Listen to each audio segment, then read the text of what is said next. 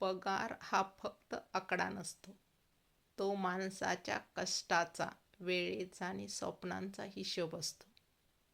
महिन्याच्या शेवटी येणारा तो मेसेज अनेक जबाबदाऱ्यांना श्वास देतो. काहींसाठी तो घर चालवण्याचं साधन असतो, तर काहींसाठी आईवडिलांच्या औषधोपचारांचा आधार असतो. पगार कमी असो वा जास्त, त्यामागचं थकलेलं शरीर आणि दमलेलं मन कुणालाच दिसत नाही.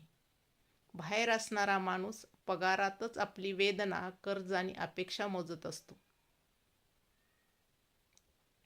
पगार मिळाला की क्षणभर मनाला समाधान मिळतं, पण तोच पगार महिन्याच्या शेवटी कमी पडतो तेव्हा वास्तव चावायला लागतं.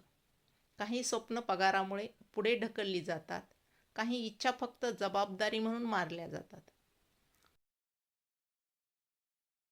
पगार माणसाला स्वावलंबी करतो, पण त्याच वेळी अनेक गोष्टींमध्ये तडजोड शिकवतो. सुट्ट्या, आरोग्य आणि मनाची शांती अनेकदा पगारासाठी गमावली जाते. तरीही माणूस कामाला जातो, कारण त्या पगारातून कुणाचं तरी आयुष्य अवलंबून असतं. म्हणूनच पगाराची किंमत पैशात नाही, तर त्या मागच्या न बोललेल्या संघर्षात असते.